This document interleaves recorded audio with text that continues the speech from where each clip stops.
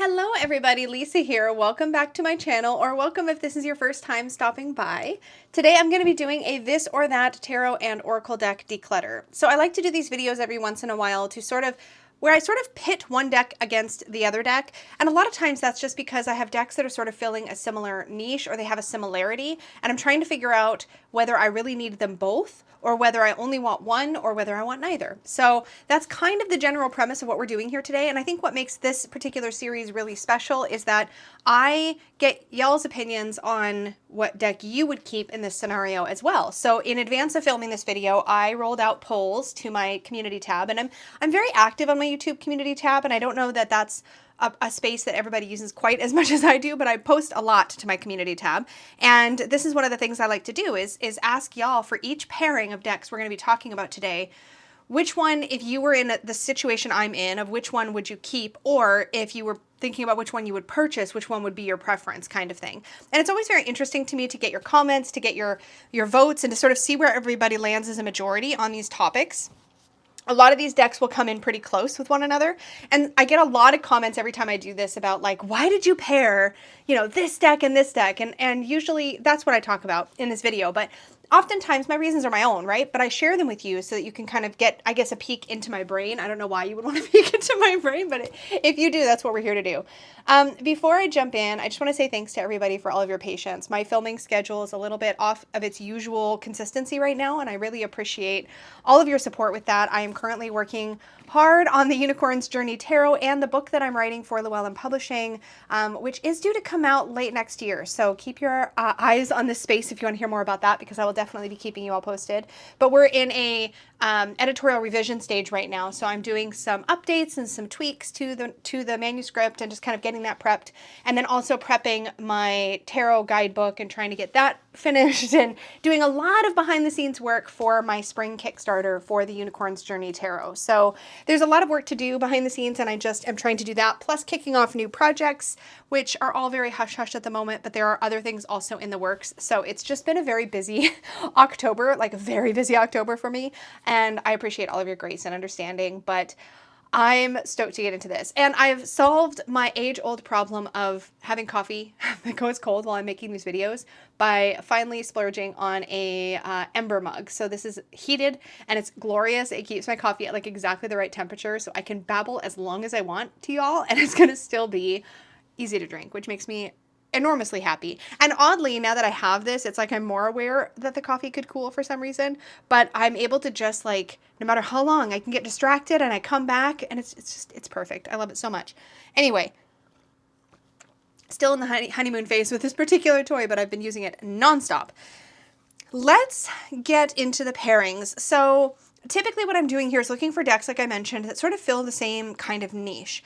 And if you watched, I put up a prior video that you all really seem to enjoy called, what did I call it? Reckoning with my collection, I think, or Reckoning with my decks.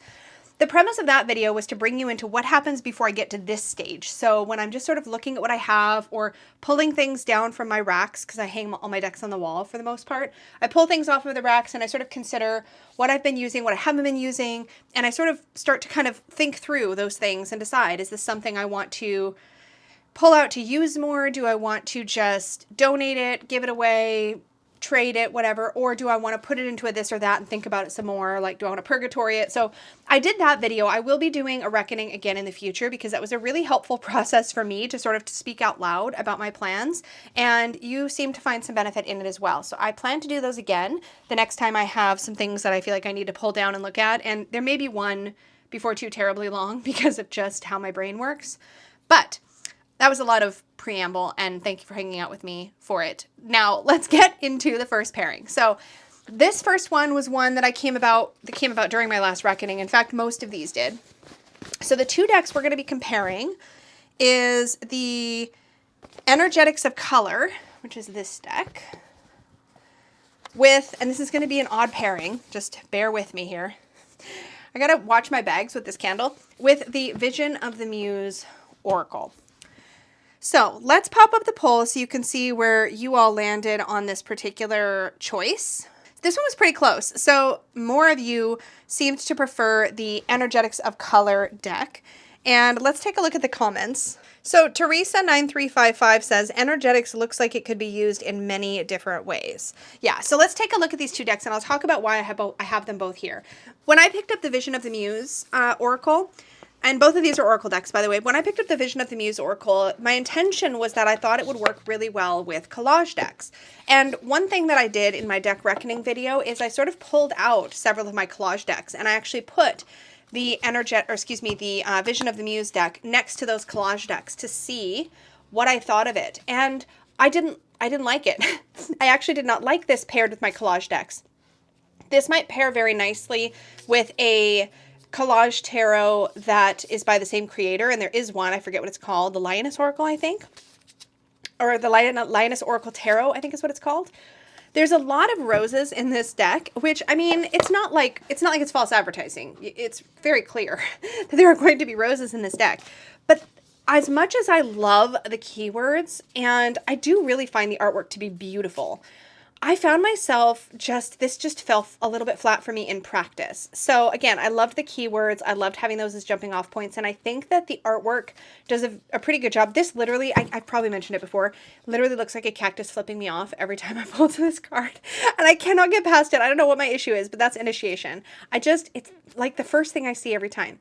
This has this really neat combination of sort of ferocity and softness or wildness and softness with the roses, but then there's a sensuality to this deck. It's very, very cool. I think that this was like one of those situations where I got swept up in the moment. I love that it's analog collage. There's a lot to really enjoy about this when I look at it by itself. But in truth, and this is part of my problem and something I need to remember, when I am being tempted by Oracle decks specifically, I need to think about how I'm going to use them. Because unless an Oracle deck has a very, very specialized purpose, and we'll be talking about one of those later in this video, unless it has a very specialized purpose, typically I don't work with Oracle decks by themselves. I almost exclusively work with them in tandem with other decks, with tarot decks, usually with tarot. And so I need to remember when I'm shopping and looking at Oracle decks and getting all excited about how just individually beautiful they are or powerful they seem, that if I cannot use it with several other things, there's that Bowie card, if I can't use it with several other of my tarot decks, it's likely to languish. And I'm not saying that that's right or fair, it's just how I work with cards. I typically don't use a lot of Oracle by themselves. So this is one of those situations where I found myself not using it because no matter what I tried to like put it with, it just didn't feel right to me. And again, that's a very subjective experience. Now, the energetics of color, oh, you know what I just realized, ironically enough, these were both Don Michelle made me do it moments, because I actually bought both of these decks within days of spending time with Don Michelle in Portland. We hung out together. I looked through her decks. I was in her tarot room. It was just as magical as you might imagine. And these were two that were, I think, both on her favorites racks. Or not racks, what does she call that thing? The cart thing that holds her favorite decks. Anyways, I'm pretty sure these were both on there. I fell in love with both, and I immediately bought both. And it was actually tricky to get both, ironically. I feel like, oh, maybe this one wasn't too bad. I had to really hunt this one down because I think this one is out of print. I don't know if it's coming back. If anybody knows the story, please let us know in the comments below. But yeah, I was very excited about both of these. Now, the energetics of color really excited me. I freaking love this guidebook, which I will talk about. But this excited me because it's a color-based deck, much like the Color Mage is. But I really love the artwork.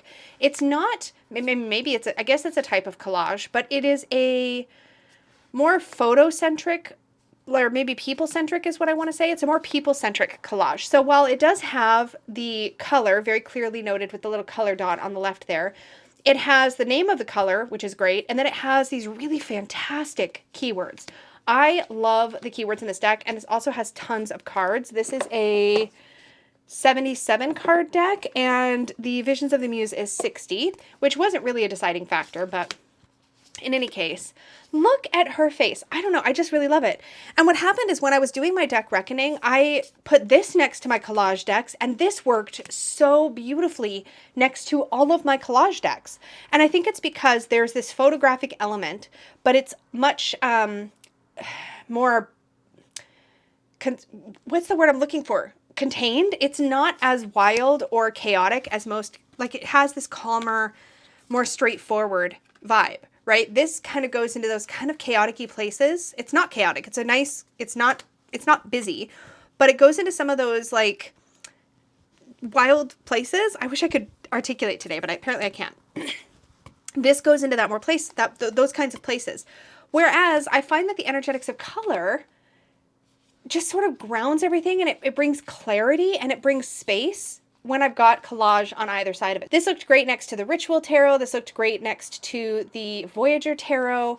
It just worked well, really, really well. So then I was like, wait a minute, I love these keywords. I love this artwork. I've got no beef with any of these cards, and I do have beef with a couple of the cards in the Visions of the Muse. So what I'm thinking about how I envisioned using this deck, it was with collage decks. And when I thought about how I would use the energetics of color, I figured I'd use it in all the same places that I use my Color Mage Oracle, except for I would have more artwork to work with and keywords I can clearly see, because the Color Mage keywords are very difficult to see on some of the lighter colored cards. And there's just some practical things, but look at the rainbow. I love it.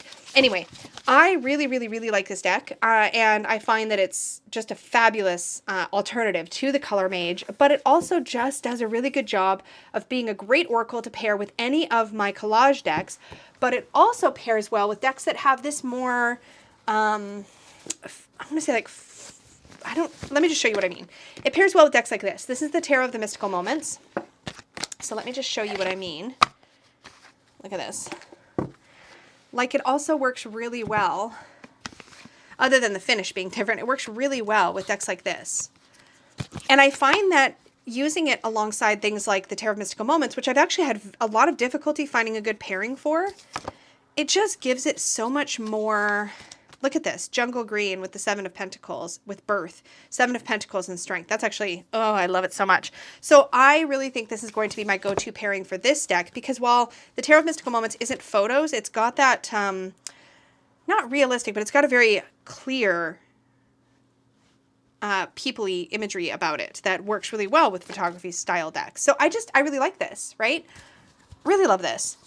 Look at Sky Blue Elevate. Oh my gosh, look at this with the Two of Wands and the Knight of Swords. And what I find happens when I use this deck beside other decks that have a lot going on, whether it's like this kind of a deck or the collage decks, is I feel like what happens is that I immediately key into the color.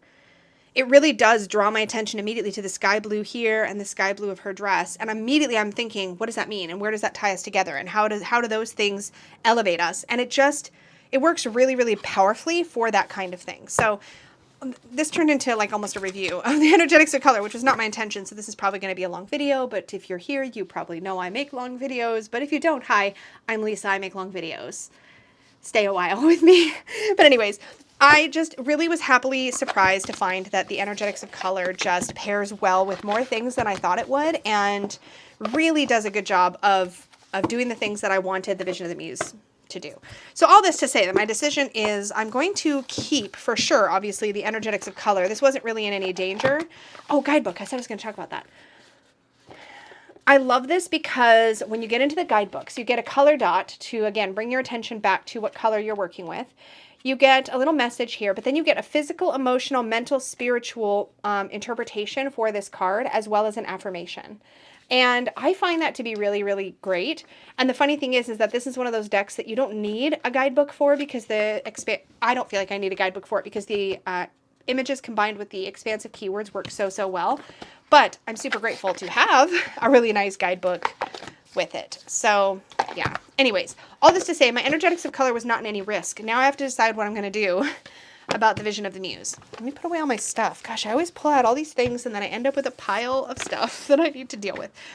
So this, I think, was definitely I shouldn't say definitely. I think that it was very likely a fantasy me purchase. Like, I wanted to be the cool kid that got this deck. And I do get it, actually. The keywords are amazing. And if you like this art style, if you're drawn to this aesthetic, it's a very beautiful and powerful deck. Again, the keywords are astounding. They're so, so good. And the guidebook is also really great. You get a message plus additional meanings, which the additional meaning seems to be just a little bit more punchy in some ways, like a little bit more maybe confronting, but I just love you get two sort of interpretations for every card. And it's really good. It's a really good, solid deck that's probably not for me. So I think the punchline. But I'm a little gutted because look at this perfect, like, fabric that, like, it's in a rose bag. Like, it's it's perfect, but I worked with it and it was kind of like, it's fine, but I don't think it's one that's meant to stay with me forever. So Vision of the Muse is, I think, going to go, I'm going to repurpose that bag. Okay, Vision of the Muse is going to go in the to-go pile, and Energetics of Color is going back in its bag and going into the to-keep pile. Now, my to-go pile, just so nobody gets too excited, especially because Vision of the Muse may be out of print, what I typically do with decks that go in my to-go pile is they will go into Purgatory, that's a drawer, and they will live there for a absurd amount of time until I am confident that I'm not going to miss it. And even then, I'm not always sure. And then it'll eventually probably make its way onto a trade list or something, but I'm not looking for a new home for anything right now. So yeah, I wouldn't know. Unless I specifically say, I guess if I come across a deck in here that I'm specifically like totally ready, I will definitely tell you, but typically I'm not. Typically it just goes into Purgatory. Oh, I get to have a sip of my still hot coffee and it makes me so happy. So good. Okay. Oh, our next pairing. This is going to be an interesting one. I have here the Victorian Romantic Tarot, and that is being pitted up against, I didn't grab the guidebook for the, anyways, it's being pitted up against the Fyodor Pavlov Tarot. I have many, many thoughts to share with you, so I will. But first, let's pop up the poll and see what you decided on. I was surprised by this one, actually. So, as you can see by the poll results, the winner of the community vote was the Fyodor Pavlov Tarot, and a ton of you weighed in. There was over 600 of you that voted on this particular this or that, and it got a lot of commentary and obviously had a lot of strong feelings. It's interesting because this, of course, is a Baba Studios deck. It is out of print now, and this is a mass market. You might think, how could you compare them? Oh, but wait, I will. Don't you worry. So Gawa Guy says, Pavlov forever and ever, because of its queerness with a hint of fantasy, because it makes me feel at home when I hold it, and just because it's so damn gorgeous. Also, the Pavlov might have one of my top 5 Six of Cups ever. The Six of Cups is fabulous in this deck. But in any case, it's clear y'all would have picked the Fyodor, at least the majority of you. Here's my issue.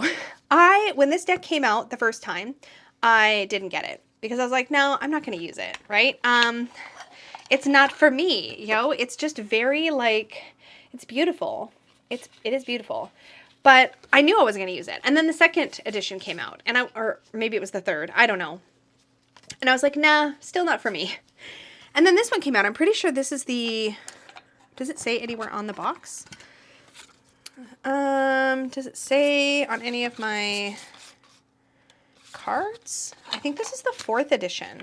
In any case, this one came out and it was coming in this like nice little wooden box, and last printing I think that they're going to do of this one. And I was like, well, what if I have regrets? Yo, let me just tell you, don't do that to yourself. I mean, I do love the cardstock. I like the imagery, but it's not, it literally just sits on a shelf as an object. And I just am not inspired by this imagery at all. I'm just not. That's basically the punchline of all of it. And as much as I love the foiling that they do on their decks, I find that with some of them, and this one was one of them, it just sort of distracts me rather than accents the image. In my Alice Tarot, it accents, but it doesn't really distract me. This one distracts me, and I don't know why that is, but it definitely is. And so this, despite the fact that I have kept this prominently displayed on a shelf so that I will never forget that I have it and will reach for it, I just don't. And weirdly, I really miss basic cardboard sturdy boxes. This is not the most user-friendly experience in my opinion. Like when you open it, it only opens like to there, which is annoying because then you have to like, and you have to kind of tip the whole works upside down. It's awkward. And I don't want to take it anywhere because I'm worried that the back box will get scratched. So this just sits on my shelf. Again, being a precious object, it just doesn't feel, it doesn't invite me to use it. There's nothing about the user experience that makes me like go, oh yeah, let's pull that out and just whip out a quick reading. It just feels like it's meant to be a collector thing and not a usable thing. And that's just my perception of it. I did have the extra guidebook that you can get for it, the full-size like add-on guidebook. And it's good, but again, there's nothing about this deck that inspires me. And it's just, it's a personal choice aesthetic thing. Now, the Fyodor Pavlov Tarot is also not a deck that I would have ever in a million years thought was for me, but I got because I just was so curious. And let me just tell you how Every detail of this deck has been an inviting, wonderful experience for me. The cardstock is so good. It's so luscious. It's really, really high quality. This deck came out by US Games. It's a really nice quality cardstock. It's linen finish. It feels like it's got a good snappy core on it. It is absolutely the most lovely experience. The gilding feels really high quality and expensive. It does not feel like that cheap stuff that's going to flake or chip on you right away, and mine has not, and I've used it a ton.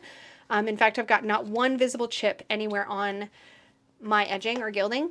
There's foiled backs, and this came out with a beautiful hardbound book, which now I need to show you because I feel like I'm not being fair.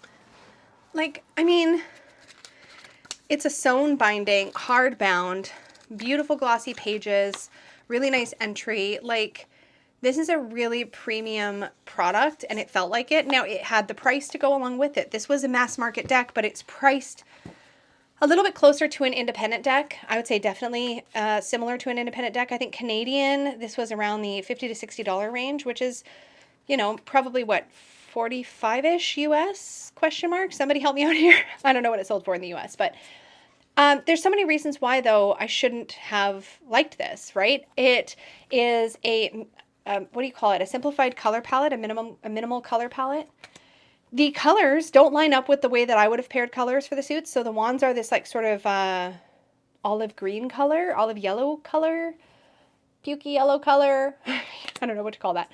And the swords are red. I would have literally reversed those. And the cups are blue, so that's fine, I think, if I remember correctly. Where'd they go? Yeah, the cups are blue. There's the 6 of cups that our commenter highlighted. And the pentacles are, I believe, yellow. Yeah, they're this like yellowy color. That was one of the reasons I didn't back it when it was an indie deck on Kickstarter. But there is something so fabulous. Unlike the Victorian Romantic Tarot, this one literally, everything about its qualities make me want to physically use the deck. And so I do. And so I've bonded with it. And it gives me that sort of same, I don't know. When I think of decks like this, I think of decks that are like grown up in some way, in a way that I'm not. I don't know. They feel very serious. This brings the elegance and the seriousness that I look for from a deck like this without making it feel, without feeling inaccessible. And I think the fact that it's all unique artwork, it's not collage, you know what I mean? Everything's from scratch. And it just feels, it feels so comforting and comfortable for me to use. And it's very accessible. And it's one of those decks where, like, here's the 2 of Cups. It's got this classic Renaissance-y sort of vibe to it, or medieval feel to it throughout the artwork. And yet it's also modern in its representation of people and diversity, which I freaking love. Nothing about it feels forced. All of it feels very intentional, and I'm here for it, and I really, really love it. So the thing is, whenever I want to do a reading with a deck like this, the reality is that I tend to reach for this one, and I just keep pulling in a 3rd deck apparently, or I tend to reach for this one, the Ethereal Visions Luna Edition, which similarly has frickin' beautiful artwork, but manages to have a wider variety of types of people, and has bling as well, and is gorgeous. And yet the bling, the silver holographic foiling that is on this deck, makes it feel like it's accenting the imagery, but it never like distracts me from the imagery. It really, all the images are not marred by, oh, it's so pretty. Like the people aren't covered up by any foil. It's like in the framing and in accents on the cards. And so it just adds this beautiful, anyways, okay, this is not about the Ethereal Visions Luna, but like this one and the Fyodor Pavlov give me that vibe, that romantic, like just, I don't know, like luscious feeling that I think other people get from this deck. And I just don't get it from this. I get frustrated. I get frustrated by the fact that the book is bigger than the box. I get frustrated by the box not being very portable and feeling kind of annoying to use. And while all of these things make it what it is, they're just things that aren't quite right for me. So I know for sure I'm keeping the Fyodor Pavlov. That was never really the question. It was more a matter of, since I have the Fyodor Pavlov, do I also need the Victorian Romantic? And I think it's pretty clear that the answer to that question is no. I don't, again, this is going to be one because it's out of print. It's not coming back. I certainly don't want to be hasty, but this is definitely going into the purgatory pile at least. And Fyodor Pavlov is absolutely safe. All right, the next pairing is the Pastel Magic Tarot up against the Penelope's Tarot, which I have two versions of. The Penelope's and the Velouria's Tarot. So I'm going to be kind of actually looking at both of these and then also looking at this. Let me pop up the poll. So this was like a landslide, and I feel a little bit bad for the Pastel Magic. I think that it was probably not. I think this is like one of those like decks that is underrated. But in any case, it was a landslide, 70% for Velouria or Penelope and only 30% for the Pastel Magic. Elizabeth Forney says, Velouria's Tarot is an incredibly methodical pip deck that exudes emotion. So many intuitive hits from so few images. Achieving that takes talent. Pastel just doesn't hit the same. It's almost too simplistic, and I would just resort to my tarot meanings because there isn't much to get from the images. So let's talk about these. These both bring a pastel, minimalist kind of vibe to the tarot, but they have very different feelings. That being said, the Pastel Magic is a deck that I think is really charming and is, like I said, a bit of an underrated deck. It's really quite nice. I actually got this deck, or when I picked it up, I should say, because I got it at a trade table at a tarot conference. But when I picked this up, what attracted me to it is it reminded me of the little palm-sized kawaii tarot, the one in the pink box that sells on Amazon and has that kawaii vibe, is really minimal like this, even more minimal, I would say. But I've never bought that kawaii tarot despite thinking it's super adorable because one of the wands cards has the wrong number of wands on it. And once I found that out, I just couldn't bring myself to buy it.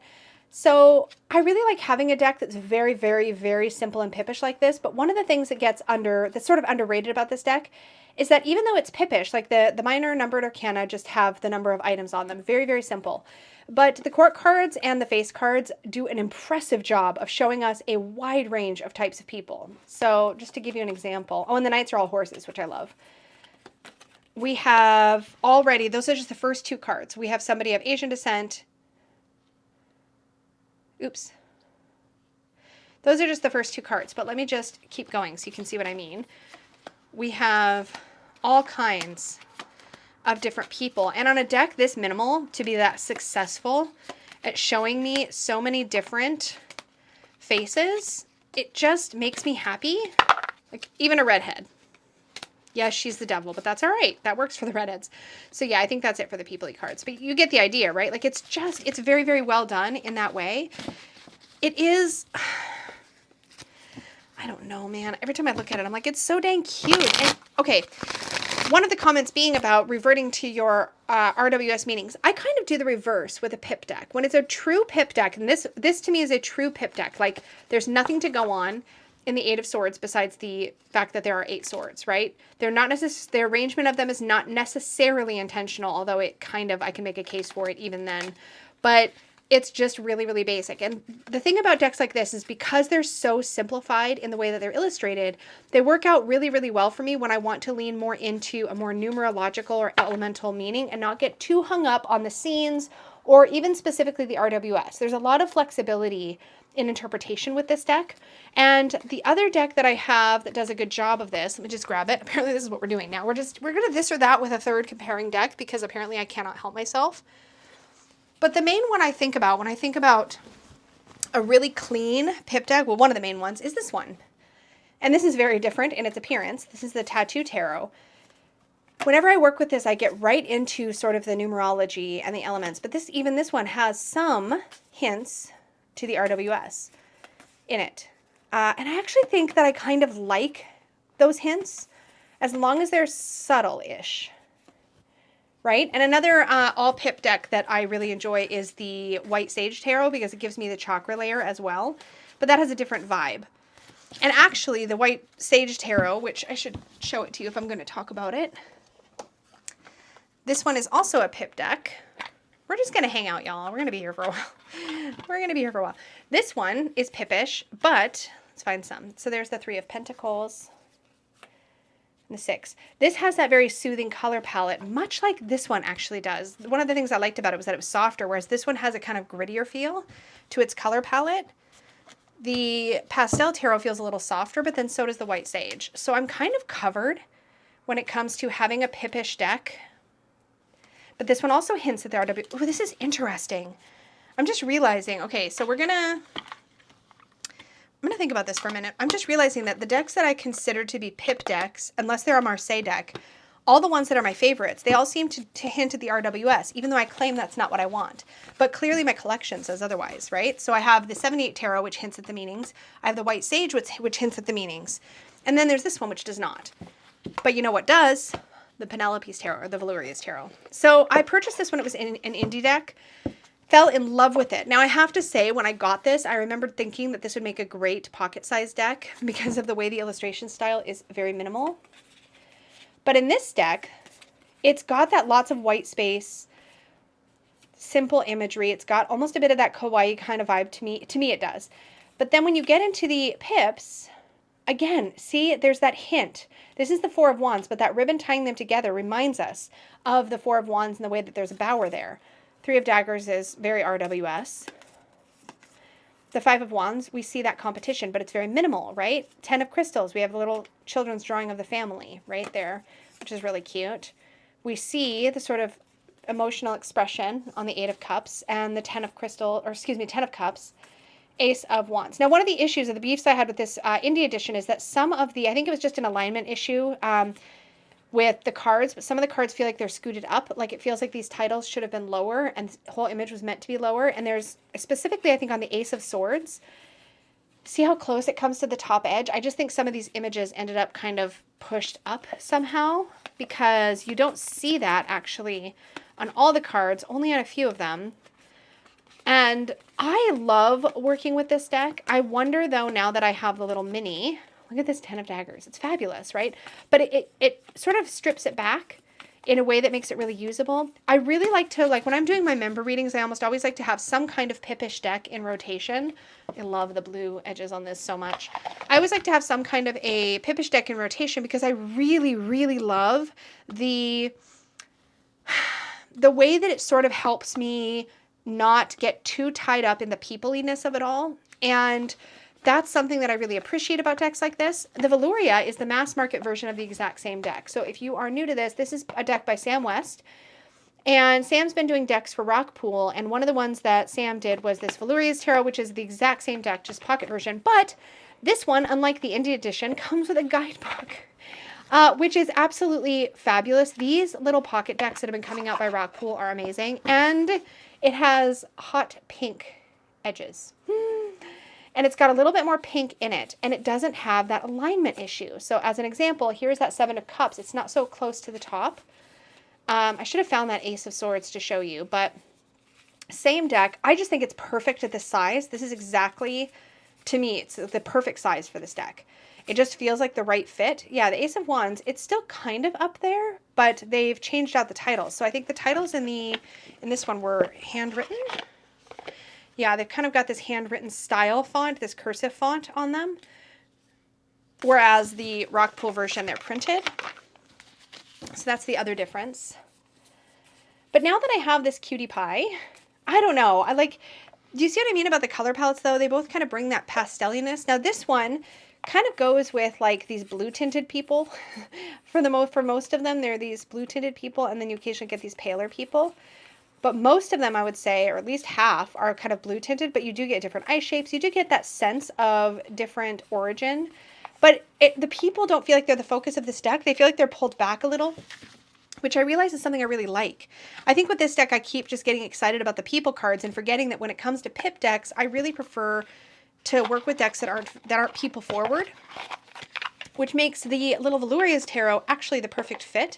And so I think what I'm going to do is go ahead and say goodbye to the Pastel Magic. So this is going to go in my, this was the actual this or that deck. So this is going to go in my purgatory drawer for now. And then we'll see if I miss it. If I don't, it will eventually end up in a trade pile. But I think I'm also going to, I wasn't going to do this, but I think I'm going to keep the mass market Velourias and actually let Penelope's Tarot go. I say hesitantly, but like now that I have it in this size, I just know this is going to feel too big. Just, it's hard. If you have to be in my brain, I guess. I mean, not that I'm saying it's a good place to be. I'm just saying like, that's the thing. So Velouria's Tarot is staying. All right. This next one is a Angie Sullen's Oracle deck showdown. So I have the Love Who You Are Oracle by Angie Sullen's. And I also have the Wisdom of Hafiz Oracle, also by Angie Sullins. These have the same artist, Silas Tobal, who I believe is Angie's partner. And this also has poetic renderings by Daniel Ladinsky, whereas this one is entirely written by Angie Sullins. Okay, let me pop the poll up. So this one I think is another one of those that it's like a matter of personal aesthetics, personal vibe, that kind of thing. The winner at 61% of the vote from you all is the Wisdom of Hafiz Oracle. Bohemian Rose Tarot says, Wisdom of Hafiz is my comfort oracle. I just love that deck. So let me show these both to you. They're both beautiful. Now, Wisdom of Hafiz was actually a purchase that I made after a Say Yes to the Deck episode that I did with Peggy, which I'll try to remember to link for you so you can see my whole process around that. It's really, really beautiful. We'll talk about the guidebooks because they do matter. The artwork on this is gorgeous. This is a deck that pairs beautifully with Tarot of Mystical Moments. Funny enough, that I showed earlier. Oh, I forgot there was a unicorn card in here. Risk and Dare. Invite Peace. Embrace Friendship. Really, really great key messages on these cards and just stunning artwork. Like really beautiful. Golden edges, and these are the backs. It's got this like peaceful vibe. Unleash your passion. Create. Embrace stillness, move forward, set your intentions, take the opportunity. Okay, let's just, oh no, I'm so much, okay, let me just put this down for a second. It's really, really beautiful. We'll talk about the guidebooks too in a moment. Now this one, which I believe has the same number of cards, they're pretty much the same number of cards. The Love Who You Are Oracle is one that very specifically sort of speaks my speak. So the artwork is a little bit less detailed. Like, see how it's very like, let me put this one down. See how the Wisdom of Hafiz has lots of like smaller details in the artwork? Like it's very, it's not busy at all, but there's just a lot of floral and just beautiful scenes. Lots of lotuses in this deck. Really, really pretty. And the Love Who You Are has a little bit more of a bright, vibrant, playful approach. And when I was originally thinking of putting these side by side, I kept thinking that their art style was very, very, very similar. And while I would argue that, yes, the art style has similarities because it's the same artist, they actually feel very, very different. I really like the key phrases and the meanings that go along with this deck because it's really centered in this self-love premise. And I love the guidebooks. We're going to talk more about that. Look at this, Celebrate the Little Things. So cute. Create Intentional Solitude. This is a beautiful self-love, but also self-care kind of deck. And the poetry in here is really powerful. I find this to be a very substantive deck. But here's the thing. I find the Wisdom of Hafiz to be very substantive as well. One of the things that I thought was going to tip me over the edge towards the Love Who You Are Oracle is the fact that I just love this guidebook so, so much. But it's a real testament to the fact that I keep this guidebook with the cards, even though it's not the same size. Typically, I don't do that. I'll put the guidebook on the shelf, but I never want to part these two. Like, I want to keep them together. But here's the thing. The Wisdom of Hafiz entries are also really beautiful, and they have these interpretations of Hafiz's, I don't know if you call them translations, of quotes from Hafiz's poetry. It's not a direct quote, but there's these little bits, and I think those bits are actually by Daniel Ladinsky, I suspect, if I'm understanding that relationship well. But these are really beautiful, and there's something really soothing and just special about this one as well. But this one feels a little bit more affirmative, but then there's the Protect Your Boundaries card, Create Silence, Risk and there's a unicorn card. Listen, I was pretty sure I was going to just say I can let this one go. There's the Protect Your Boundaries card. It's beautiful. Relax. And again, the key phrases or keywords on both of these decks are really, really usable. I don't think I want to let either one go. And I was so sure I was going to be able to, I thought this was going to be an easy one because I know how much I love this one, but I just realized looking at this that this feels, I don't know. This feels like sort of more meditative and quiet. And this one feels a little bit more bubbly and playful and vibrant. So, and I really thought they were going to feel very, very similar. They don't at all to me now. So, yeah, I don't think that I'm going to be making any changes in this particular pairing. I think I'm going to keep both of these decks and enjoy both of these decks. I just think they're really special and beautiful. By the way, I really love this scallop edge magnetic box design that this deck has done. I really wish, honestly, I wish US Games had just done a thicker box, like a thicker book, I mean here, and just still given us this same box style and just made it, you know, chunkier. Because I really prefer when my guidebooks are the same size as the cards, but I'll live, it's fine. It's like a little personal preference thing. But this came in the same kind of scallop edge box, but the box was giant, so I wasn't gonna keep it in there. But yeah, keeping both of these. I don't think I can let either one of them go. This next one is a bit of a shadow deck showdown.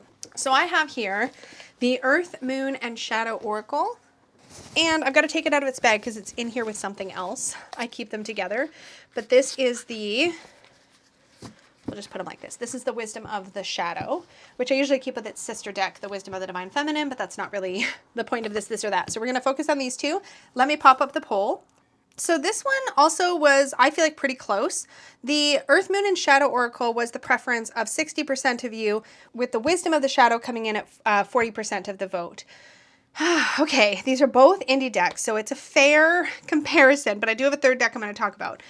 So I think this might end up being one of those situations of like being aware of which deck I got first and therefore bonded with first, because I feel more bonded to Wisdom of the Shadow, but the Earth, Moon, and Shadow is really good. And I think here's the thing I've just realized, even just flipping them over like this, they're so different. Okay, here's the issue I have. I don't use Wisdom of the Shadow by itself. So as much as I pulled this in as a comparative, I don't think it's a fair comparative. I freaking love this deck and its artwork, but what I really love is pairing it with the Wisdom of the Divine Feminine. There's something about the way these two work together, it's why they live together in the same bag, that I can't really think about it by itself, if that makes any sense, which is silly because I know that it's very, very usable by itself. And the guidebook for this deck is incredible. It gives you a lot of really heart-centered guidance, and it really will hold you through some difficult things. Dang it. I don't think this is a fair comparison at all because I can't really think of this by itself. But the Earth, Moon, and Shadow, on the other hand, I love the size of these cards, by the way. They feel, do I have a standard tarot? Yeah, let's just grab a Penelope's tarot. They're a little bit shorter and wider than a traditional tarot card size, right? So a little bit wider and shorter. Yeah. Anyway, the thing about this, I was like, oh, but it's got gorgeous artwork. It has a title. So here we have the hatchling, and underneath that we have innocence, inner child, and curiosity. Shadow and light. We have demon, shadow, self, integration, sacred, mountain. We have ancestors, endurance and resilience, inner guardian, mischief and mayhem, spring, rain, cleansing, renewal, and metamorphosis. This is really pretty. This actually showed up to me as a gift. It was very much out of the blue, very much unexpected, and at a time when I really needed it. And it really has held me. I like the diversity in this deck. I love how detailed the artwork is. And I feel like this actually would pair. This is part of my problem. I need to find a pairing for this. One that I will pull it in for a lot of readings. And I'm thinking of the art style. And the funny thing is the first deck I'm thinking of is my own. Okay, here's what we're going to do. Don't get too excited. This is just a test print of my deck. I had this custom tin done. Side note, this is just because I don't have box design or anything done for my deck yet. But funny thing about these tins, when you give me a tarot in a tin in this size and it feels portable and it feels great, tarot in a tin, tarot size feels way clunky. It feels like a brick. I don't like it. But it does keep my cards safe. So there's that. Now this isn't a proper like prototype or anything like that. This is actually just a test print I did to check on the layout of the cards. I'm going to pull some cards out to use to check this pairing and just make sure that I don't have spoilers. This is pretty safe. All right. So this is the backings of the Unicorn's Journey Tarot. This is in progress. The deck is not ready yet. It'll be coming to Kickstarter in the spring. Hopefully I'll get all my ducks in a row and we'll get this thing ready to go. But I have laid out the cards and this is what they look like. So we have this banner. We have a little suit symbol on here so you always know what suit you're in. So water suit is the cup suit, for example. But anyways, the thing about the Unicorn's Journey is that it has this kind of like soft look to it that I feel like almost like it's been colored in with colored pencil. It's not quite, but it's got that like kind of look to it that I feel like the Earth, Moon, and Shadow actually pairs really nicely with it. Like, look at that. Now, the Earth, Moon, and Shadow feels very grounded in the real world, right? But the Unicorn's Journey has a bit of that, but it also has, so it has some touches of modern life, but it mostly takes place in a magical land. There's a few cards through the majors where we really see mundane reality. Oh, this is powerful. Look at this. Hold on. Summer of Fire, passion, creativity, and desire with thunder and lightning. And we have both fire and lightning on the card in the center. That is potent. Let me just zoom you in because I don't want to pick all the cards up, but let me just show you what that looks like. Like, look at that. How cool is that? Here we have the star between Phases of the Moon and Poisons and Toxins. And I think this would be a really good balance for a deck like the Unicorn's Journey. Now, the Unicorn's Journey has light and shadow in it, has challenge and difficulty in it. But having something that just brings more of that depth and darkness, I think just works really well to balance it out. And as I'm looking at this, I'm also thinking about how all of the crows and ravens in the Earth, Moon, and Shadow would pair so beautifully with the Crow Tarot by MJ Cullinane. Now, I don't have the Crow Tarot, but I have pre-ordered the little pocket edition, and I'm actually just waiting for that to be available at my local metaphysical shop. They ordered it in for me, so I'm going to be picking that up from them as soon as I can. But I think the Pocket Crow would go perfectly with this as well. Yeah, I don't really feel like I have a lot. Yeah, this works really well. Look at this. Yeah, this really works.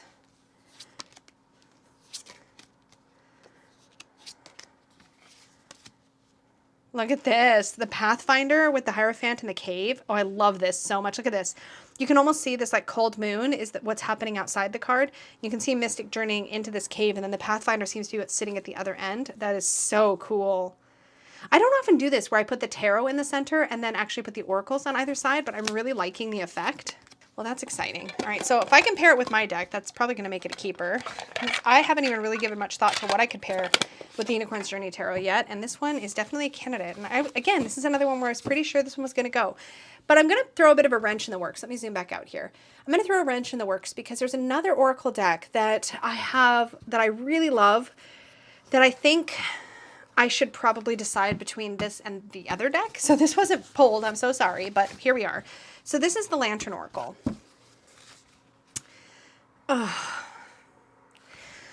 Okay, maybe I can't make any decisions today. Maybe this is just, maybe I'm not in the right headspace for this, but the Lantern Oracle also, oh, this is so, never mind. I want both of these. I want both of these. Okay, well, Melting Mask. Yeah, this is, Lantern Oracle is so good. I can't, okay. I thought I was going to be able to maybe decide between these two, but no, so shoot. We're not being very productive in this or that, but that's all right. That's why I do these, is to like really see how I feel about them and really spend time and talk through my thoughts to figure out what's going to happen. So Earth, Moon, and Shadow is safe. It also comes with these, I need to put some of these at the bottom, but there's some spread cards in here that come with the deck, which is super fabulous. Now, I think this one might be currently out of print. I think it's coming back. I know that Serafina is working on I'm just stumbling over my words, working on a tarot in this style, I believe. So this is not going anywhere, but it does need a bag. It's very crow-like. I'm going to have to think about that, but it definitely needs a bag. Anyways, this one's also staying. So we're not really being all that successful with letting things go. Anyways, so Wisdom of the Shadow and Wisdom of the Divine Feminine, I really think I need to not put these into these this or that's because they clearly operate and function as a pair. And so trying to take them like in any other context just is clearly not working. Okay, progress of a sort. Now don't laugh at me. There is a point behind this next pairing, but it's going to seem ridiculous. It probably already did seem ridiculous. I'm pretty sure I saw some comments, but I have the Nameless one. Tarot. It is a tarot and oracle, but to be honest, the oracle is not why I got this. I got this for the tarot, but still. The Nameless one tarot and oracle and versus the Folklore tarot, which is a mass market release. I'm really not trying to David and Goliath this situation. I have reasons. I'll get into it. Okay. Anyways, let me pop up the poll. And it was way closer than I would have expected, to be completely honest. But the point is that you are meant to vote for what makes sense for you, what you would keep or what you would buy if, money was no object and you could buy either one, or if you had both and you were trying to decide which one to keep. So here's the poll. 58% in favor of the Nameless one and 42% in favor of the Folklore Tarot. I'm so curious about the comments. Oh, I thought it was hilarious. Art and Dreams said, we all know you're keeping the Nameless one. I mean, you're not wrong. The Nameless one's going nowhere, but I still wanted to talk about these two in comparison. Claudia000 says, I would keep the Folklore tarot and pass on the Nameless one tarot. It just seems like the Nameless one would occupy too much brain power for me and I'd rather use my mind for other stuff. Valid. So let me explain, first of all, why I paired these two so that hopefully we can make sense of what's happened in my brain here. But these are both relatively new in my collection and both have this dark kind of aesthetic. But more specifically, I really wanted to think about what the Folklore tarot was bringing that I wasn't getting from another deck. And it's a little bit the minimalist and the darkness of it. And it's also the folklore specifically. So the fact that these images are bringing certain mythical creatures or folklore into the story. Here we have Baba Yaga for the tower, this kind of thing. There's also a beautiful spot gloss. There you go. You can really see it when my lights catch it. Accenting this deck. And I was really curious about a mass market deck that does this trick with the spot gloss. I wanted to see what I thought of that effect. And just, I'm a nerd about cardstock and things, and this was just a really cool one to get my little production nerd paws on. There's also a lot of spot gloss on the backs as well, which you can really see there. Anyways, so I was thinking, now mine's still in order, which is probably pretty telling. I was really disappointed by this deck when I came in as far as the content goes. The deck itself is absolutely beautiful. I love the folklore, folky art style is what I'm trying to say. I really love the colors and the way that they're blended on here and the minimalism of it. I actually really like all of that. I really, really do. But I was not a fan of the sort of elemental, alchemical, astrological symbols associated with the deck. And I don't want to pretend like there's only one right system for associating with the cards. There isn't. There isn't at all. In fact, there's multiple systems. But even when I consulted like Susan T. Chang's tarot correspondences and tried to find a system that aligned with this one, I couldn't. Which again, doesn't mean that it's not valid. It just meant that I couldn't wrap my own personal brain around it. And while some things here I can, other things I couldn't. And it just really got in the way for me because I feel like the astrological symbols are so prominent, or the alchemical symbols are so prominent on these cards. So here we have the Mercury for the Priestess, we have Venus for the Empress, which lines up, Mars for the Emperor, which lines up. Then we have, I think it's Sulfur for the Hierophant, Sagittarius for the Chariot, which is my birth card, or my sun sign card. It's usually Cancer. Leo for Strength lines up. Jupiter for the Hangman, no. And it bugged me. The Tower for Cancer. Maybe this is really what it was all about. Maybe I am just a petty person. I was going to say the B word on my channel. I try not to swear too much here. But anyways, it might just be that. I might just be being super petty. But like, I want it to make sense to me. And I don't know. But it is really beautiful. And I feel like if the astrological symbols, look at the Page of Cups. It's so cute. I love it so much. There's a lot to love about this deck. Truly, truly there is. I'm not in any way dissing it. It's just not a system that resonates for me. And because I feel like I can't ignore the symbols because they feel like they're just such a significant part of the image down here right above the title. Like they're very highlighted to me. So it's difficult for me to just overlook. So that's my sort of hang up with this deck. But I really love the black edges. I love the gloss. I love the darkness and the minimalist aesthetic. I love all of that. And I was going to originally pair this up with something else. I can't remember what it was. But then I realized that the deck that I have that's actually closest to it as far as energetically is actually the Nameless one. So let me see if I can explain myself. The Nameless one is also got this black background, darker vibe. And I don't have a lot of decks with this kind of aesthetic or this kind of vibe. But more importantly, the Nameless one also brings in folklore and mythological creatures into its artwork. And I really appreciate that about this deck. And the guidebook, the large grimoire that you can get as a second companion book, goes into all of those mythologies and really digs into it. And so I really get to learn about it. Whereas what I found with the Folklore Tarot is that the myths aren't really explored, and in fact, the numbered minors just have, they're pips, right? But the majors don't really get into the myths in any detail, which is fine. They do mention them, though.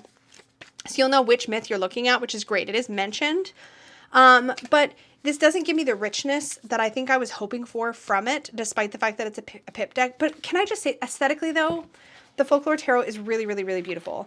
It was a bit of a regret for me, not because it's a bad deck, just because I realized I was going to be just a little hung up on the associations. But again, that's so personal. If you like this deck and you find it beautiful and you enjoy working with it, please continue to do that. I actually think it's stunning. I just can't. I just can't with it. So, but I realized that the thing I was hoping to get from the Folklore Tarot, I do get out of the Nameless one. Now, price point wise, there's no comparison to these two. The Nameless one is really about the sigils and this rich, dark, gritty, there's something gritty about it. I don't know, it just feels really, I don't know how to describe it, very occult. It feels very magical in all kinds of ways. I really love the Nameless one. So, but they're both new, and I just didn't want to be hasty with my decision-making process about the Folklore Tarot, but realizing that this beautiful, luxurious deck that I have here does that job for me, but does it in such a spectacular way, means that I don't feel like I need to keep this, right? So it's not so much about like, ooh, these are dupes for each other or anything. They're not at all. They're so different, but it's the vibe, right? So I feel like if I were kind of duping the vibes, for me, no, I shouldn't even say that. It's not really a duping the vibes. I don't know, man. It just is what it is. I try to explain my brain. I only hope to be somewhat successful. But yeah, Nameless one is obviously staying. It was never really in danger. But I am going to put the Folklore Tarot into purgatory. This one I'll probably put in an upcoming giveaway, or I might offer it in a bundle as a trade or something. It's a mass market, but it'll find its home. I don't think I'm very tempted to keep that one, so I'm not like torn about it. Next up, oh, this is going to be an interesting one to try to talk about. So we have the Millenial Tarot, which was actually sent to me for review. And we have the Animated Tarot by Fable Makers. This was a Kickstarter that I backed. It took freaking forever. Let me just pop the poll up on the screen. So 55% of you preferred the Millenial Tarot and 45% of you preferred the Animated Tarot. Hillary Westhoff says, I would declutter both of them, lol. I don't like either one, but if I was forced to choose, oh wait, where we go, I would keep Animated Tarot because Millenial is too busy for me. So let me talk about both of these, but let me also specifically talk about why these are paired. They are nothing alike. They don't fill the same niche. The fact is that both of these are a niche in and of themselves. There's something very, very specific about both of these that limits their use in a pretty significant way, and that is the reason why they are up against each other, because I'm trying to decide if I can make a use case for either of them. So let me talk about that. Both of these are, by the way, very, very cool in their own rights. The Millenial Tarot, this is one that when the creators reached out and offered to send it to me, I was like, oh yeah, it seems so fun. And it really, really is fun. I am not a fan of several things, and I can't remember if I addressed these in my video or not. So please forgive me if I did not. This deck has seen some use, obviously, since that video, but I was pretty surprised how quickly the cardstock chipped up. This is not great, and for an indie deck price, I just am not a fan of that at all. Now, you can easily fix that by just edging the cards in black, but I'm not sure how that would work because the borders on the fronts are very light colored. If the borders on the fronts were also black, then edging it would kind of clean that up, but I don't know. I don't want to have to do that on a deck that has only been used literally a handful of times. That's a little discouraging. So I was not a fan of that. Now, what really drew me to this was the words. This is not a deck I got for the artwork. This is a deck I got for these really cool themed concepts, this millennial vibe. And I really wasn't sure. As I went through the video, I was like, yeah, I think these are really cool, but some of them kind of tripped me up a little bit because some of them felt like they were just past my time. I'm not really a millennial. I'm more like Gen Z. Gen Z. Do you say Gen Z in Canada and the UK? Or do you still say Gen Z? I gotta ask Peggy. Hey, honey. What? Do you say Gen Z or Gen Z? Gen Z. Okay, thank you. I say it that way. I don't know. Peggy says Gen Z. I just realized, because in Canada the Z is the Z and it's confusing as an American expat. But anyways, so the thing about this deck, it's cool. It's just, I feel like I got it for the words, and I've done this before, to be fair, where I've gotten a deck for the words because I get really excited about words. I get really excited when there's really cool keywords or key phrases on cards, and sometimes I kind of forget to take the deck in as a whole. And as cool as these words are, and they're great, like the Seven of Wands is sorry, not sorry, the world is boozy brunch, the moon is the ghoster, like it's fantastic, it's so fun. But as much as it's fun, whenever I've gotten a deck for the words like this, a lot of times it also ends up being very limiting. And that turns out to be true with the Millenial Tarot too. It gets very limiting. I find that I don't always it's too specific, so I can't jump off of it and go intuitive the way that, oh, wow, that's going to highlight the issue with that deck. We'll talk about that in a minute. Okay, point is, I'm not really wanting to reach for this, and I think it's just because it was super, super fun to play with and to look at, but when it came to actually reading with it, it felt like it was boxing me in or like it was tripping me up, and neither of those is ideal. But again, on the surface, it's really cool. Also, it's impossible to shuffle. Now, the new version that the creators are working on, I believe, is going to have better cardstock. I think they put a lot of thought into these key phrases to come up with a deck that really captures the vibe of being a millennial, at least from everything I can remember, being just past that time. It's cool. It's cool, and I kind of nerded out on it, but it's very, very niche. It's very, very specific, and I can't help but see the avocados and think avocado toast every single damn time. But anyways, I'm sure that was intentional. So that's my issue with that, is that it feels very specific and it boxes me in. Now, the Fable Maker's Tarot was a deck that I was so excited about. It took forever to finish. Now, this was actually originally really marketed towards the D&D crowd, mostly. At least it was initially, and then it just took off in the tarot world. But this is a lenticular deck, and it weighs about 1,000 pounds, which is me being dramatic, but just for the sake of the example. The Millennial Tarot is impossible to shuffle. And as you can see, the animated tarot is like half again as thick. So there's no way you're shuffling this as an entire stack of cards. It's just not possible. The animated tarot, they're plastic cards. They're fully waterproof, which is like a perk. And they're animated. So when you move the card, you get this cool moving animation. I thought this was the coolest freaking thing when I saw it on Kickstarter, and I immediately backed it. And I love the way it brings the cards to life. I think it's really special. I literally just can't figure out how the hell to use it. That's basically it in a nutshell. You can't shuffle it. And if you try to shuffle it, it makes this god-awful sound, which I'm going to share with you. If you don't want to hear it, if you know what it sounds like already, go ahead and mute now. Okay, that part sounds fine, but wait till I do this. Oh, you're going to hate it. Well, you might not hate it. You might think it's cool, but... Oh, God, I can't. It's like nails on a chalkboard. I cannot. Okay, so anyways, you can unmute now. We're done shuffling. It's absolutely gorgeous. I love the art style. But the other problem I have is that the movement, actually, I find it does one of two things. If I'm not being very intentional with making it move and really concentrating on it, it actually looks out of focus a lot for me, which messes with my eyes. I love the flash of lightning in the tower so much. But if I just put it on the table and I try to look at it, sometimes it's like halfway, depending on your viewing angle, it can change how the card looks. And so it can feel like it's kind of halfway in and out of focus. It's really, really cool. But I literally cannot figure out how to use it. I cannot figure out a use case for this deck. Somebody help me if you have any brilliant ideas, because it's very, very cool. I tried putting them not in a bag or in a box, but just out like this in a stack next to my reading table. And I was like, well, maybe I'll walk by and I'll just pull a card every now and then and just look at it and put it away. Do I do that? No. And I don't want to have to try so hard. I mean, like, see my previous comments about like the Victorian romantic. I don't want to have to work to enjoy a deck. And as beautiful and cool as this is, I just don't ever want to use it. It's just not a physically pleasant experience to work with the cards. And yet I could sit here and just look at them all the time. And I think that's the thing I've needed to realize, is that this is not a deck that is going to be one I'm going to want to like do readings with, as cool as it is. I think I may have tried once, maybe twice, but it was such a pain to feel like I got the cards mixed up properly.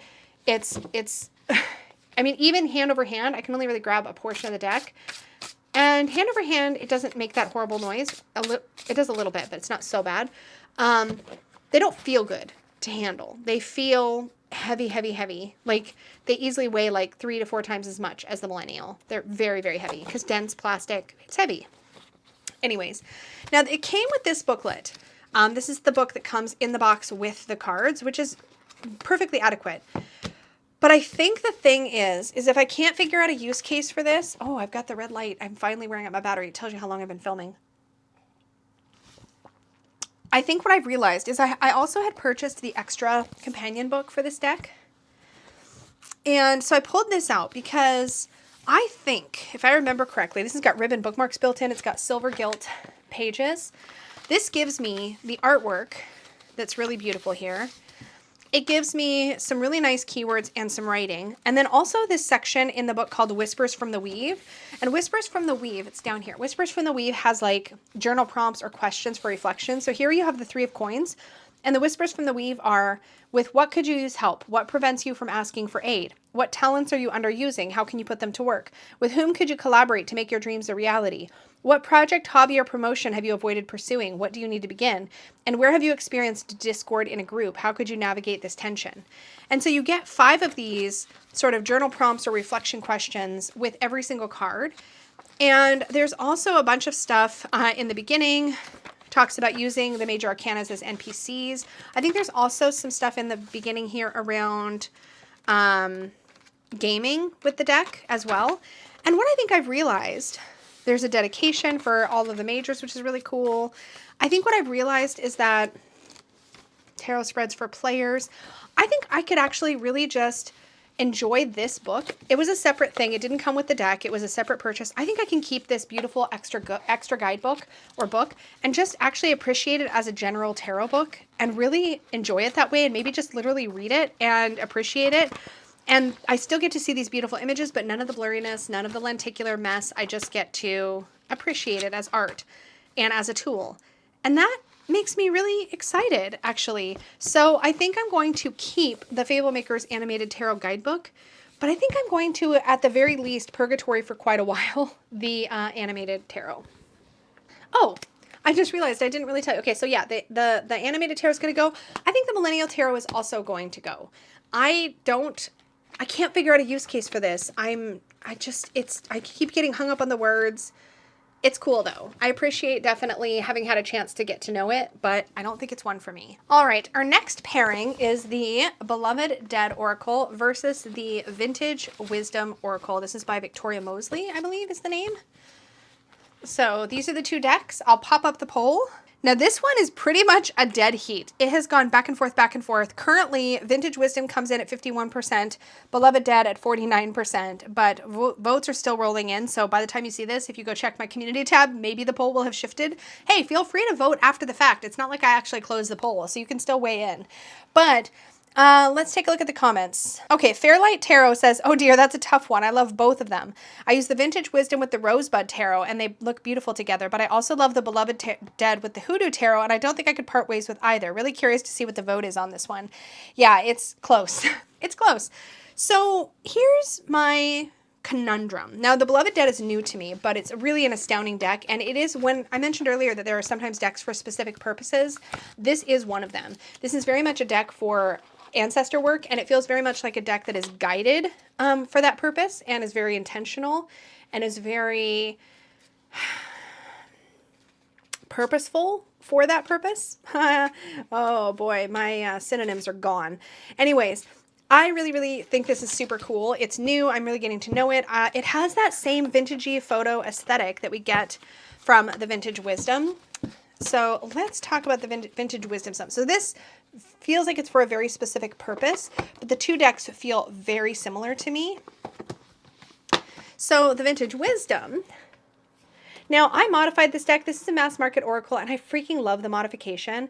And I never think to reach for this, and I'm not sure what the story is, but I trimmed the borders off, and then I edged it in these beautiful browns and like made it look all distressed, and I freaking love how it turned out so much.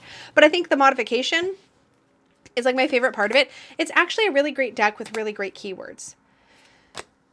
I don't reach for it very often, but I don't have a lot of decks that I would think to pair with something like this. But then again, you know what it might work really well with that I've never thought to pair it with before? Is it might look really cool next to the Tarot of Delphi. I think I always think about this to pair with, okay, let me show you the decks that I think to pair this kind of thing with. So usually I would pair it with something like the Carte Postale. Now this one I believe is out of print. I don't think we've had any updates from the creator, but it works like perfectly. Like you can really see how perfectly it works with the Carte Postale. Like, let me zoom you in a bit. If I move this box, I can actually zoom us in even better. Let's try this. Let's get the glare off some of the cards. Yeah, so you can really see, like it's actually pretty fabulous of a pairing. Like it's literally, it's perfection. Could not be any better matched. And I was thinking Beloved Dead could actually fill this space in this particular situation, but actually now that I'm looking at it, I don't think it can. There's something a little bit softer about the Vintage Wisdom that I don't really see in the Beloved Dead. And the Beloved Dead feels very specific. Like I wouldn't, it's too specific, but I also want to see how the Vintage Wisdom would look paired with the Tarot of Delphi, which I've never thought to pair. And then I just saw that, I don't know what the painting is called, but I think it's Circe at the Well. This, there it is, Intention. I'm pretty sure that that is Circe at the Well. I can't remember if that's what it's actually called, but she's poisoning the well. It's kind of funny. With Intention here, it's really shadowy. Oh, I was too zoomed in. You couldn't see, but anyways. Okay, so that is, we're just going to look at a couple of these. I had the idea, what if this would pair well with the Tarot of Delphi? So let's just see, because it never even really occurred to me to try that before, but now I really want to. And I don't think I would have thought about that. But look at that. That is perfect.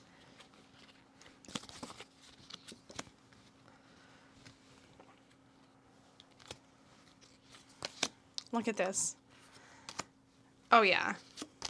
This actually works really well. I think I have mistakenly sort of boxed this deck into being very vintage photo, but the vintage photo vibe of the Carte Postale feels a lot more modern, and this has a lot more of this like Renaissance. Is it Renaissance, y'all? I don't know how to name my art periods. I don't know. But it feels like it has art from a similar time period, a lot of it. Not all of it. It's a blend, right? But yeah, this works really well. I really like these together. Oh, this makes me excited. Yeah, this makes me excited. Okay, so I really like this. And then it occurred to me, wouldn't this also make just the perfect pair? So Tarot of Delphi is out of print. I apologize. I'm sorry. It's very hard to get. I was very, very lucky to be gifted a copy, and it's treasured, truly. But let me put away the Carte Postale and the Tarot of Delphi real quick. Let me grab another deck I have in mind here.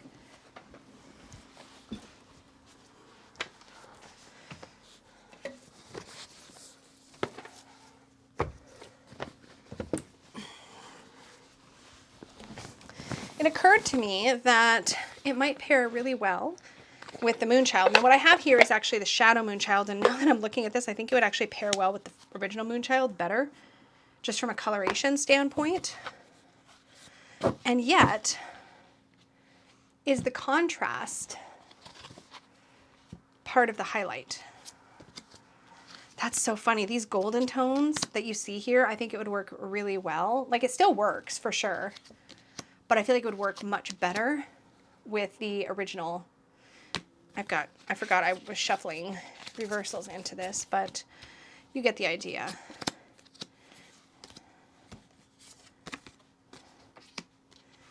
Like, I feel like it works, but not the way that I was expecting. All right. Let me put this away and zoom us back out.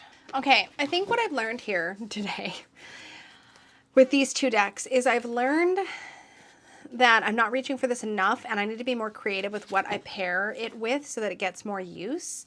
But I think I really, really like it. I like it with the Carte Postale, but I really, really like it with the Tarot of Delphi, which really excites me for it.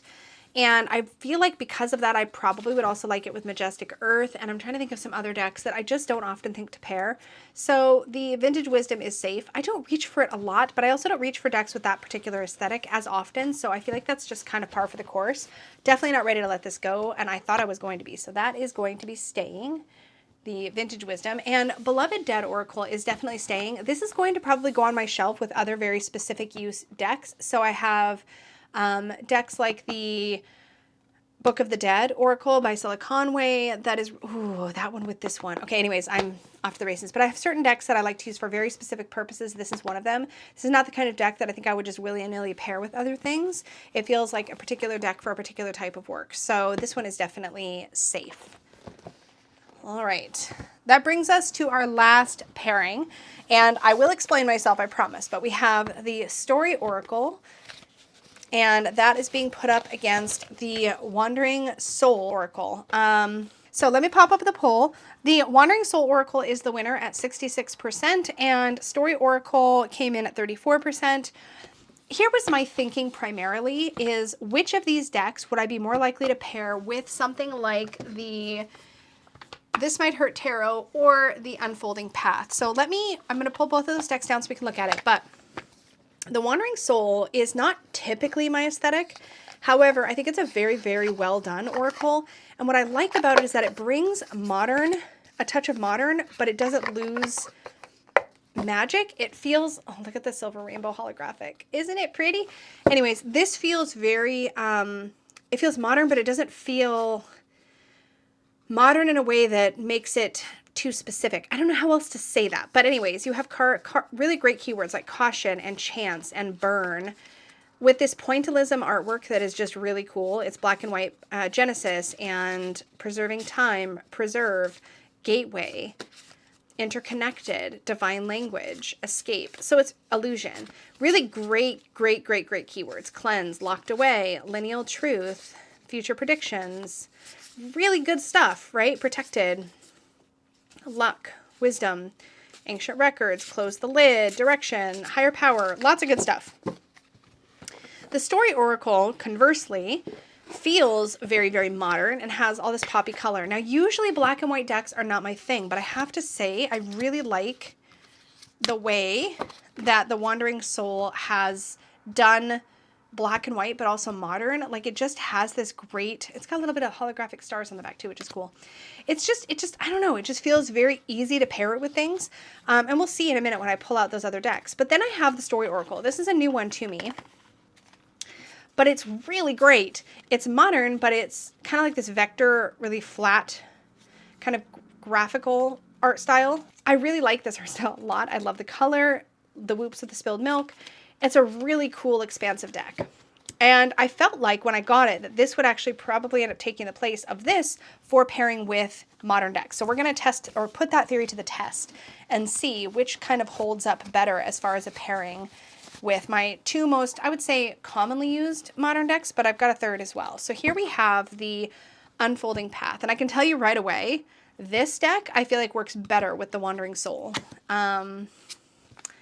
This feels, I'm going to be really offensive and I don't mean to be, but this feels kind of cheap and like blah next to this very detailed art style, which I was not expecting. I thought it was going to work really well, but this lines up beautifully with it because the pointillism somehow makes it feel less flat, even though it's very simple illustrations and like more blended. Do you know what I mean? Like it has that softness to it that the Unfolding Path has. So in the case of the Unfolding Path, definitely the Wandering Soul wins out as a pairing. So let's check now the This Might Hurt. Now these are workhorse decks for me, which is why it really matters to me because I actually find it very difficult to find a good deck to pair with my more modern decks. And this one has really been working well. So I don't want to lose sight of that. Okay, so we're just going to keep these where they are and let's pull out the This Might Hurt, which arguably is the sort of RWS clone-ish deck that I use the most currently. And I love this deck. Mine's been beat all to hell. I use it all the time. So in this case, I feel like this works.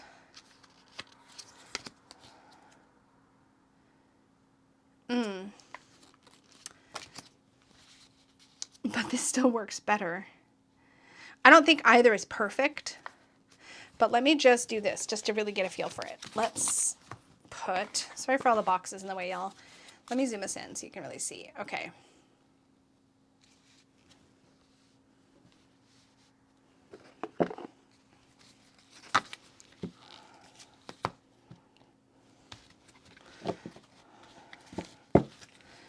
So here's what it looks like really flanked by the Story Oracle.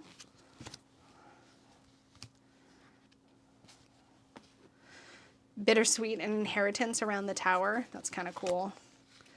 Ooh, this is interesting. All according to plan and home. I mean, like it's message-wise, it's really working. But again, something about being next to this much prettier art style makes this feel cheap and weird all of a sudden.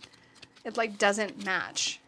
which now makes me worry because I'm like, well, what could I match the Story Oracle to? Because I feel like it could match to so much stuff, but like now that I'm putting it next to it, I don't know. Okay, so that's what it looked like next to the Story Oracle. But let's do the same thing now with the Wandering Soul. And just see what that looks like. And again, normally I do this the other way around, right? I'd have it in the center. So let's maybe try that. Maybe that'll change the way it feels.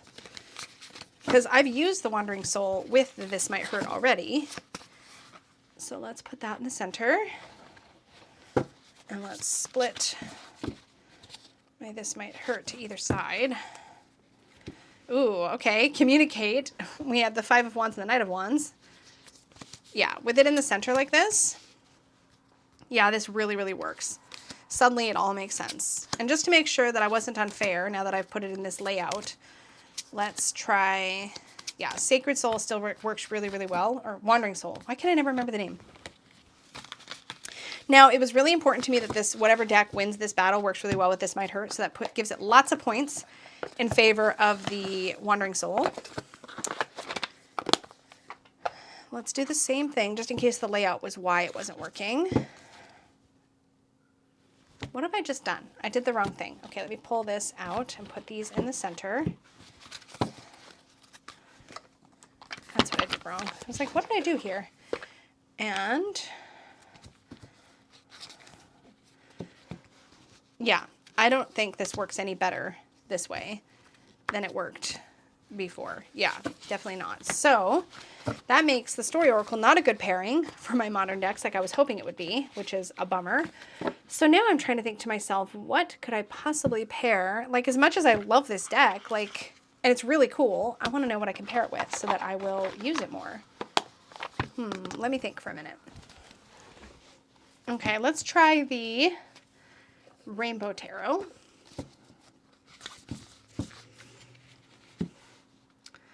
Ooh, I think it actually works really well with the Rainbow Tarot. Ooh, okay. That makes me happy. Okay, so that's one good pairing. This is not the point of this video, but listen, this is what we're doing now. It's fine.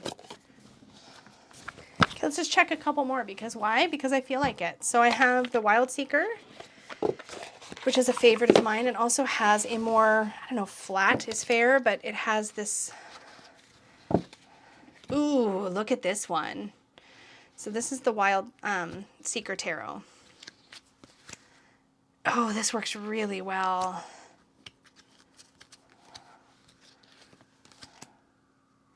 Yep. This works fantastic. I think I might actually put the Wild Seeker. Ooh, I really like these together a lot. There's just enough blending in this that I feel like it works really well with Wild Seeker. Ooh, that was a good pairing. Okay, so I think this will probably go on my favorites rack as a pairing. I'm really excited about that, actually. And because apparently I cannot stop doing this, because we're just hanging out, forgive the sirens. It is a Thanksgiving, not Thanksgiving, it's Halloween weekend here, and so everybody's setting off fireworks, so that means they're setting things on fire. Okay, this is a modern deck that I think might work well with this. This is the Real Talk Tarot. This is the shittiest cardstock. Look at this. I barely touched it and it just bends. This is a cheap deck. It's not high quality, but that's okay. Neither is this one. This, I think, also really works well. Yeah, I feel like this one works really well too. Yeah, I really like the Real Talk Tarot, but it's one that I don't reach for a ton. I like these. Ooh, this makes me want to put them on my favorites rack. Yeah. Okay. All right. I think I need to try these pairings. So this one and the Wild Seeker are going to share this as a pairing, I think. What have we learned from this exercise? We have learned that I love the Story Oracle, so that's obviously staying. It also has really great little messages in the guidebook, including 4 reversals, which is awesome. So this one pairs really well with several decks, so this is obviously staying. And it turns out that I was right in my initial instincts that the Wandering Soul Oracle just makes an incredible pairing with my modern decks that have a lot more detail in the artwork, that are much more like sort of shaded and three-dimensional. This seems to work really, really well with those. It's functional. It doesn't distract so much from the images that it gets paired with. And it brings that sort of softness that just makes it work really, really, really well. So these are also staying. So Wandering Soul is staying. Story Oracle is staying. This was definitely not a very aggressive this or that declutter. Okay, let's do a final tally of everything that is going into Purgatory. That's it. So that's 7 things going into Purgatory: Folklore, Animated, Penelope's, Pastel Magic, Victorian Romantic, Millenial, and Vision of the Muse. Let's do a tally of everything that is staying. 12. So 7 going and 12 things are staying. Well, that was productive. Chatty, but productive. If you hung out with me for the entire time, thank you so, so much. Don't forget to stay tuned on my community tab for the next round of polls the next time I do one of these or prep to do one of these. I appreciate you all so, so, so much. As always, an extra big thank you goes out to my Unicorn Fam channel members. Thank you so much for supporting the work that I do here. It makes such a difference. You can never possibly know how much of a difference it makes, so I really appreciate you. If you are interested in joining Unicorn Fam channel membership, you can find the details of that down below if you click the join button, or click it either from underneath this video or on the home page of my channel. You can find that button and learn more about membership tiers and what we do there. It's a lot of fun. As always, thank you all so, so much for hanging out with me and spending your time here. And thank you for your likes and your comments and your participation in the polls, because that makes this video series so much more fun. Thank you so, so much. And I look forward to seeing you in the next one. Until then, may your magic always shine from the inside out. Bye.